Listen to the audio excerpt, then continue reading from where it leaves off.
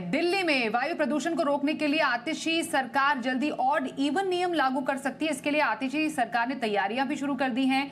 हमारे साथ संवाददाता अनुवेश रथ है, उनसे जरा पूरी डिटेल्स लेते हैं। अनुवेश, बहुत ज्यादा प्रोएक्टिव लग रही है आतिशी, जो कि नई मुख्यमंत्री है दिल्ली की, क्योंकि आम तौर पर दिवाली के आसपास का टाइम ही होता है जब दिल्ली की हवा में जहर घुल जाता है। इस बार पूरी प्लानिंग के साथ यहाँ पर कुछ कदम लिए जा सकते हैं।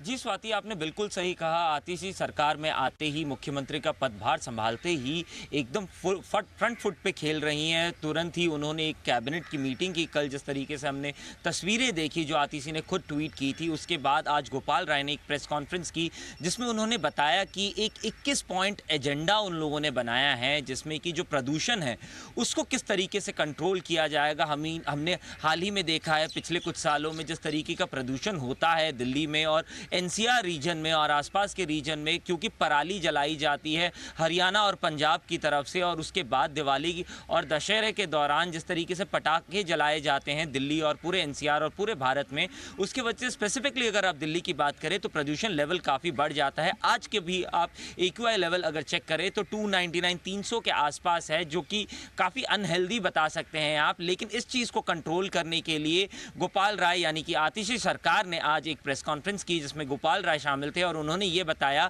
कि टोटल 21 पॉइंट एजेंडा बनाया गया है। ऑड इवन रूल जो है उसको फॉलो किया जाएगा। एंटी स्मोक गन पूरे दिल्ली में, पूरे एनसीआर में फैलाए जाएंगे, जिसकी वजह से कि आपका जो एंटी स्मोक गन है उसकी वजह से प्रदूषण को कंट्रोल किया जाए। वाटर स्प्रिंकलर्स को पूरे दिल्ली में यहाँ पे इस्तेमाल किया जाएगा ताकि जो डस्ट का लेवल है उसको सेटल डाउन किया जा सके।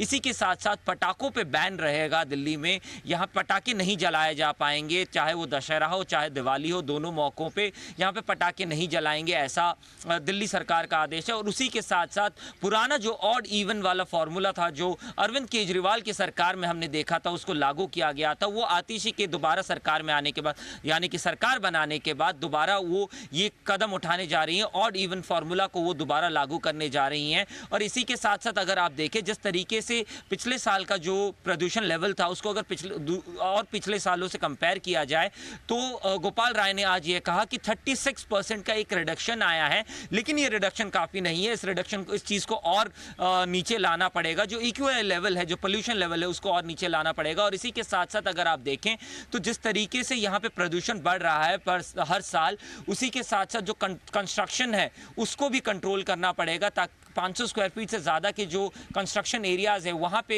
कुछ पाबंदियाँ लगाई जाएंगी। उसी के साथ साथ हम ये भी बता दें अपने दर्शकों को, इससे पहले कल ही PMO के ऑफिस में PMO के जो चीफ सेक्रेटरी हैं उन्होंने एक बैठक बुलाई जिसमें उन्होंने दिल्ली और NCR के तमाम जो ऑफिसर्स हैं उनके साथ एक मीटिंग की और साझा किया कि किस तरीके से तैयारी है इस बार प्रदूषण को कंट्रोल करने के लिए। और उसी के साथ साथ अभी कुछ ही दिनों में दोबारा सुप्रीम कोर्ट में भी एक हियरिंग है, सुप्रीम कोर्ट जहाँ ये तय करेगा। क्योंकि पिछले साल अगर आप देखें 100 वोट केस एक सुप्रीम कोर्ट ने लिया था जिसमें उन्होंने ये तय किया था कि कंस्ट्रक्शन और इन सब चीजों पे एक रेस्ट्रिक्शन लगाया जाए, जिसके वजह से कि जो पोल्यूशन है उसको किस तरीके से। तो कई ऐसे फैक्टर्स है जैसा आपने अनुवेश बताया भी, जो कि हर साल, जो कि अराउंड इस टाइम पे ही जब ठंड धीरे धीरे बढ़नी शुरू हो जाएगी, जब ऑनसेट ऑफ विंटर्स होंगे, तो ये एक मेन कारक रहते हैं प्रदूषण बढ़ने के भी। जिसमें जो ग्रैप है, ग्रेडेड रिस्पॉन्स एक्शन प्लान, उसको भी चरणबद्ध तरीके से लागू कर दिया जाता है। फिलहाल जल्दी फैसला आ सकता है शायद ऑड इवन को लेकर। धन्यवाद करेंगे आपका अनुवेश इस पूरी जानकारी के लिए।